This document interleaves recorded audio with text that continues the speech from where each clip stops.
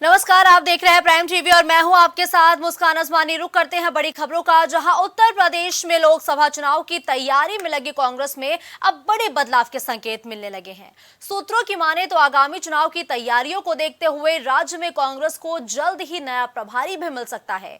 सूत्रों के मुताबिक यूपी कांग्रेस प्रभारी के लिए 3 नामों पर चर्चा की जा रही है। उनमें दिग्विजय सिंह, तारिक अनवर के साथ ही जितेंद्र सिंह का भी नाम शामिल है और जल्द ही नामों की घोषणा भी की जा सकती है। तो 3 नामों पर लगातार अब कांग्रेस में मंथन जारी है और मिशन 24 की तैयारियों में कांग्रेस जुट चुकी है, जिसके लिए कहा जा रहा है कि जल्द ही यूपी में नया प्रभारी नियुक्त किया जा सकता है, जिसमें 3 नामों की चर्चा सबसे टॉप पर चल रही है। दिग्विजय सिंह के साथ जितेंद्र सिंह का भी लगातार नाम अब सुर्खियों में बना हुआ है और ये भी कहा जा रहा है कि जल्द ही एक नाम की घोषणा भी की जा सकती है। तो वह विपक्षी दलों की बीते दिनों हुई बैठक में अब ये कयास लगाए जा रहे हैं कि कांग्रेस हो सकता है 20 सीटों पर ही यूपी में चुनाव लड़े, यानी कि सपा को फिलहाल जो सीटें हैं वो ज्यादा मिलेगी। सीट शेयरिंग को लेकर भी बातचीत का दौर लगातार जारी है। तो अगर ऐसा होता है तो 20 सीटों पर कांग्रेस अपनी जोर आजमाइश के साथ ही दमखम दिखाती हुई नजर आएगी और उसके लिए अब यूपी में कांग्रेस को नया प्रभारी भी मिल सकता है।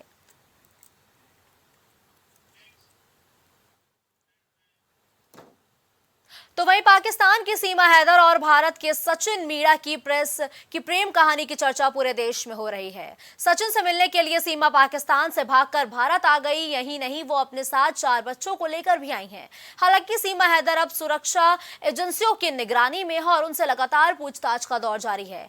पाकिस्तानी नागरिक सीमा हैदर केंद्रीय खुफिया एजेंसियों के सवालों में बुरी तरीके से फंसती जा रही हैं।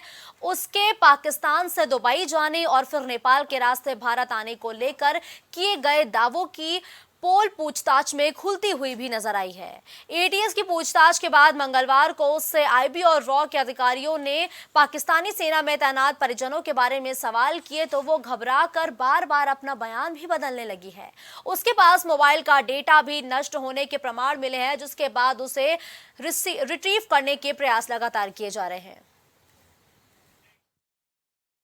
के बयानों में कितना सच है और वो कितना झूठ बोल रही है, इसकी जांच पड़ताल यूपी एटीएस के साथ ही तमाम खुफिया एजेंसी करने में लगी हुई है, क्योंकि सीमा से पूछताछ का दौर जारी है। साथ ही सीमा के पति यानी कि जो सचिन है उससे भी पूछताछ की जा रही है। सोमवार मंगलवार का वो दिन था जब दोनों पति पत्नी से पूछताछ करते हुए तमाम चीजों के बारे में जानकारी लेने की कोशिश की गई। तो वहीं सीमा हैदर के बयान भी लगातार बदल रहे हैं। इसकी जानकारी लगातार सूत्रों के हवालों से हम तक पहुंच रही है।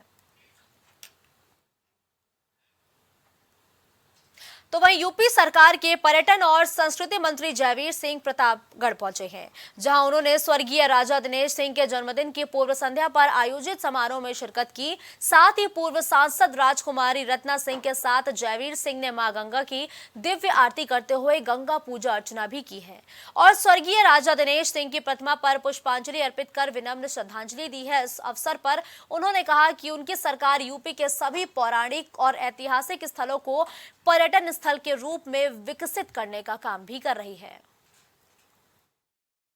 तो ऐसे में आप काला कंकर के लिए क्या कुछ खास? देखिए, आज काला कंकर के राजभवन में और राजभवन के प्रांगण में बहती हुई निर्मल गंगा जी की पवित्र तट पर हम लोग यहाँ आपके साथ खड़े हैं। ये राजनीतिक, सामाजिक, आर्थिक और ऐतिहासिक रूप से एक पवित्र स्थान भी है और जिसका एक इतिहास है, जहाँ गांधी जी ने आकर के विभिन्न बार सत्याग्रह और अन्य अन्य आंदोलन किए। भारत की पूर्व प्रधानमंत्री आदरणीय इंदिरा जी का कई बार यहाँ आगमन हुआ। ऐसे ऐतिहासिक स्थल पर आज हम माननीय अध्यक्ष जी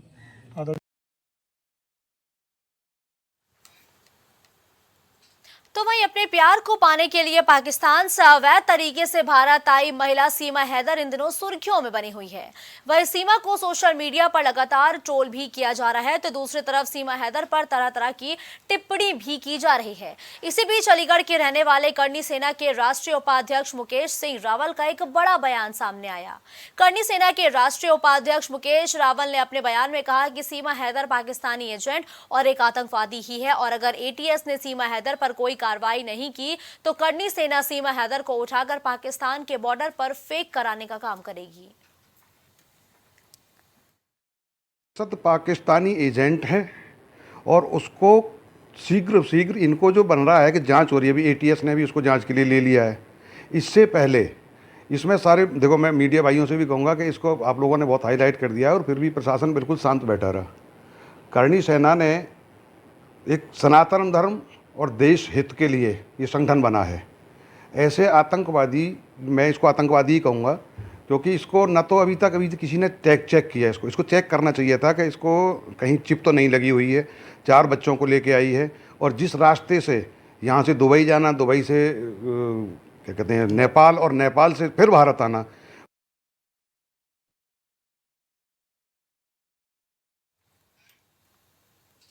खबर चंदौली से है, जहां बीजेपी के टिफिन की चर्चा कार्यक्रम के दौरान आयोजक और भाजपा कार्यकर्ताओं पर भाजपा के मुगलसराय विधायक रमेश जायसवाल भड़क गए।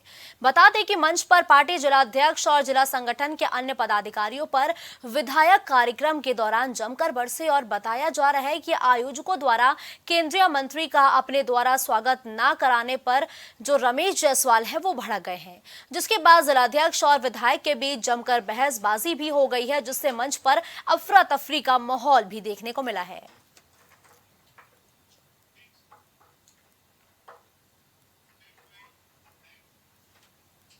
रुक करते हैं अगली खबर का, जहां औरैया में सड़क सुरक्षा पखवाड़ा को लेकर सीओ प्रदीप कुमार और यातायात प्रभारी रवि कुमार श्रीवास्तव ने शहर के खानपुर चौराहे पर वाहन चालकों को बुलाकर एक बैठक की है। बैठक के दौरान यातायात की शपथ दिलाई गई। वहीं यातायात वाहन चालकों को शपथ के दौरान बताया गया कि वाहन चलाते समय सीट बेल्ट और हेलमेट का अवश्य प्रयोग करें, साथ ही शराब पीकर गाड़ी न चलाएं। चलाया जा रहा है, जिसके क्रम में यातायात पुलिस सीमा पुलिस अधीक्षक महोदया के निर्देशन में आज जो है जनपद में चलने वाले ई रिक्शा, ऑटो चालक और मैजिक से संबंधित जो ड्राइवर हैं उनको बुलाकर अपनी चौराहे के पास आज बैठक की गई है, जिनको यातायात नियमों के बारे में बताया गया है और जो इसमें जो शपथ है यातायात नियमों को पालन करने के संबंध में शपथ भी सभी लोगों को दिलाई गई। आज कितने 150-200 लोगों को, ऑटो वालों को, ड्राइवर्स को यहाँ बुला के मीटिंग हो गई।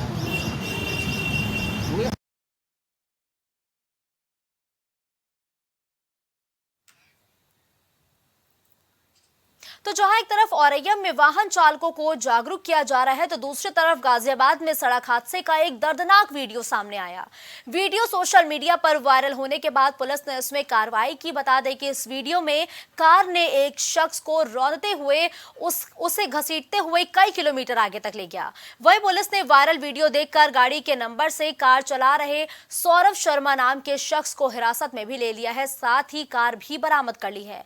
वह मृतक व्यक्ति की अभी तक पहचान नहीं हुई है। पुलिस ने उसके शव को पोस्टमार्टम के लिए भेज दिया है।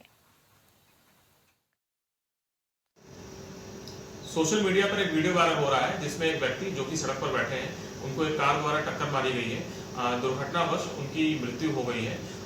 इस पूरे प्रकरण की जांच की गई, तो ये थाना क्षेत्र कबीरनगर से संबंधित है, जिसके संबंध में थाना कबीरनगर पर पुलिस की ओर से गैर इरादतन हत्या के धाराओं में अभियोग पंजीकृत किया जा रहा है।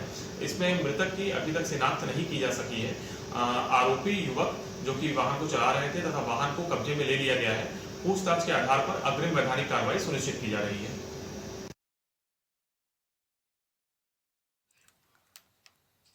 खबर बुलंदशहर से है, जहां एक परिवार पर मकान का लेंटर भरभरा कर गिर गया है। लेंटर के मलबे में दबने से पति पत्नी और उनके 2 बेटों की दर्दनाक मौत हो गई। बता दें कि बुलंदशहर के थाना नरसेना क्षेत्र के गांव मवई में मकान का लेंटर गिरने से परिवार के 12 सदस्य मलबे में दब गए।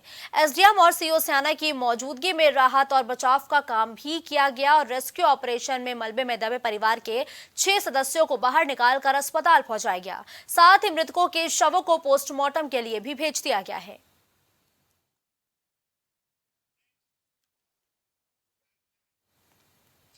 अगली खबर हरदोई से है, जहां शहर कोतवाली इलाके में स्थित पुलिस चौकी को बुलडोजर से गिरा दिया गया है। ये चौकी सड़क चौड़ीकरण में बाधा बन रही थी, जिसको पुलिस और प्रशासनिक सहमति के बाद जमींदोज कर दिया गया है। फिलहाल आम लोगों की सहूलियत के लिए नए पुलिस चौकी का निर्माण जोरों शोरों से किया जा रहा है। ये चौकी पालपुर गांव के अंदर बनाई जा रही है, जो कि कुछ ही दिनों में बनकर अब तैयार भी हो जाएगी। तो देखिए, पुलिस चौकी पर बुलडोजर के तहत ये कार्रवाई की गई है, जहां सड़क चौड़ीकरण के दौरान जब ये पुलिस चौकी बाधा बन रही थी तो इस चौकी को बुलडोजर से फिलहाल गिरा दिया गया है और नई चौकी का जो निर्माण है वो भी जोरों शोरों से किया जा रहा है।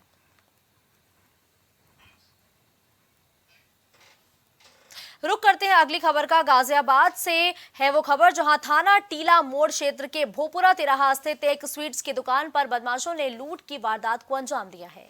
बता दें कि दुकान में हथियार बंद बदमाश घुसे और हथियार के बल पर दुकान में लूट की घटना को अंजाम देने के बाद मौके से फरार हो गए। सरेआम चौराहे पर बदमाशों द्वारा की गई लूट से लोगों में दहशत, और जिस तरह अभी तक इस घटना पर कोई कार्रवाई नहीं हुई है, ये पुलिस की हकीकत को भी बयां कर रही है।